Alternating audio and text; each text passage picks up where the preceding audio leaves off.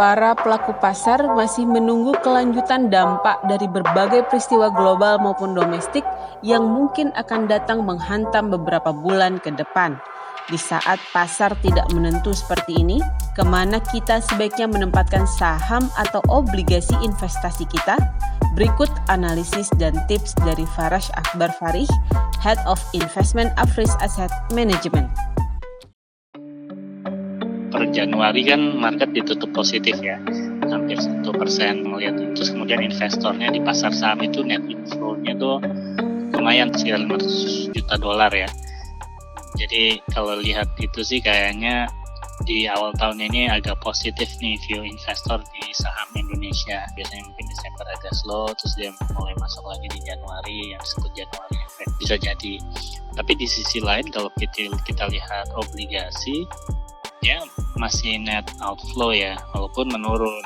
Kalau di Desember itu kan agak tinggi di atas, kalau nggak salah sampai di atas $1 billion gitu ya outflow asing. Nah kalau di Januari ini net outflow-nya turun di bawah 100 juta. Memang kelihatannya investor asingnya sih kayaknya masih cukup menyukai saham Indonesia, tapi dia mulai menghindari obligasi ya. Karena tadi mungkin kekhawatiran dampak langsung dari The Fed gitu ya, atau nanti diikuti oleh BI. Kemudian dari sisi inflasi kan juga biasanya dampak negatifnya tuh lebih direct ke obligasi. Jadi mungkin mereka coba lebih konservatif realokasi dari obligasi ke saham. Nah kalau yang The Fed sendiri sih sebenarnya planningnya atau ekspektasinya dari investor kelihatannya udah cukup mengerucut gitu. Mungkin tahun ini naik 4 kali The Fed, BI mungkin mirip 3-4 kali juga, inflasi naik. Ya rasanya hal-hal seperti ini sudah diantisipasi ya oleh investor. Gitu. Nah memang yang sangat sulit perkirakan kan justru faktor kayak COVID-nya ya.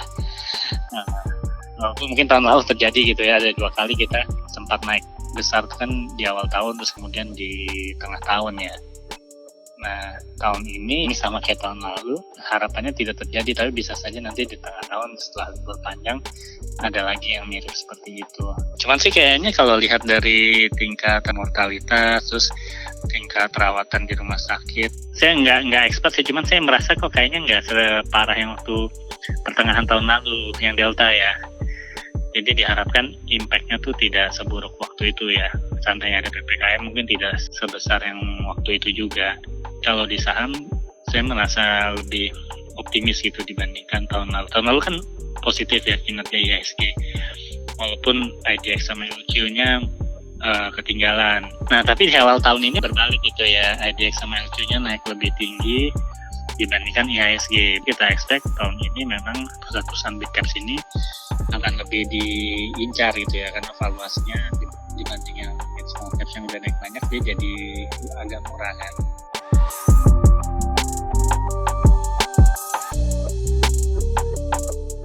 Kalau kita lihat analis kami sendiri juga melihat sebenarnya yield obligasi itu bisa naik itu sampai ke 6,75% atau ke level 7% gitu dari akhir tahun lalu.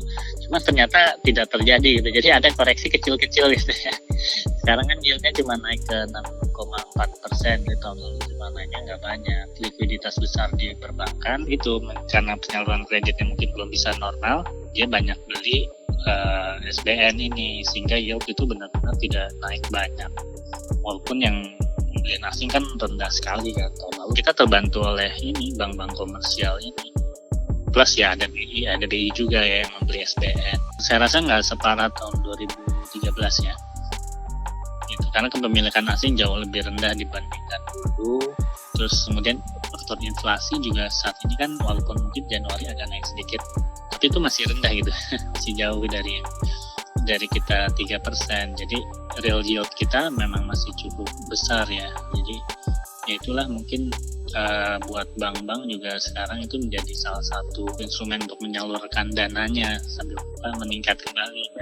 Kinerja saya tetap expect tahun ini tetap positif ya, terutama untuk yang ini obligasi jangka waktunya tidak terlalu panjang ya, 5 tahun ke bawah itu harusnya tetap positif. Jadi kalau misalnya tadi ada koreksi suku bunga misalnya naik sampai 1%, itu kalau ada koreksi di harga tuh masih ketutup dengan penerimaan kuponnya gitu. Tapi kalau yang jangka lebih panjang di atas 10 tahun ya itu mungkin akan lebih beresiko gitu. So ada koreksi harga.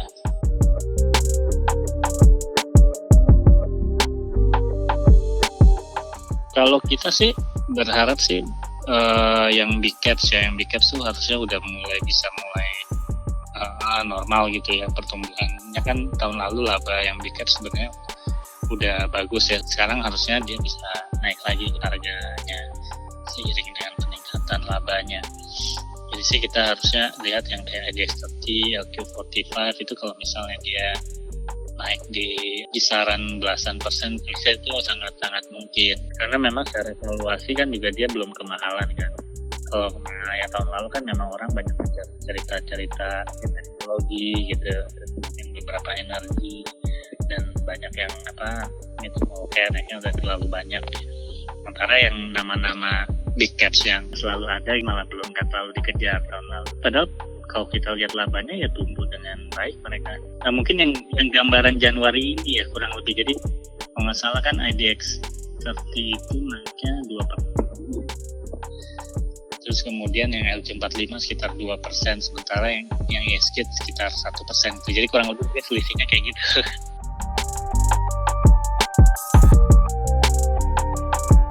Saya rasa yang bank tetap ya, bank kalau ada pemulihan bisnis, pemulihan ekonomi biasanya bank ya tetap yang jadi pilihan utama, karena juga itu yang paling liquid kan dan kapitalisasinya besar.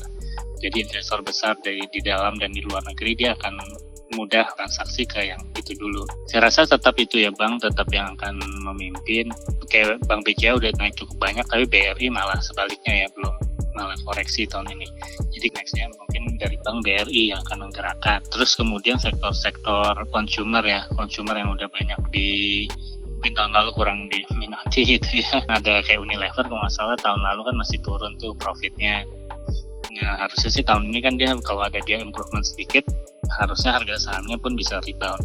Kayak nama seperti Kalbe juga harusnya bagus sih tahun ini. Beberapa perusahaan seperti Astra ya, otomotif masih ada peluang karena kan kalau kita lihat pertumbuhan penjualan mobil dan motor tahun lalu juga tumbuh, tapi belum nyampe balik gitu ya ke peaknya. Jadi harusnya tahun ini akan lebih baik gitu dan valuasinya masih belum mahal. Plus dia kan ada exposure di komoditas ya. Si Astra ini kan ada di coal, ada di CPO, harganya kan masih tinggi-tinggi tuh harga komoditasnya. Harusnya itu masih support profitnya dia tahun ini. Nah kalau energi sendiri saya rasa dan sekarang masih tinggi, Januari ini malah naik banyak banget ininya harga minyak. Seharusnya sih tahun ini masih tetap tinggi sih harga komoditas kayak gas juga harusnya bagus ya dari sisi harga naik global. Terus kemudian karena ada pemulihan bisnis ekonomi kan demand terhadap gas ini makin pulih juga kan secara volumenya ya, apakah itu dari pembangkit listrik atau dari pabrik-pabrik ya.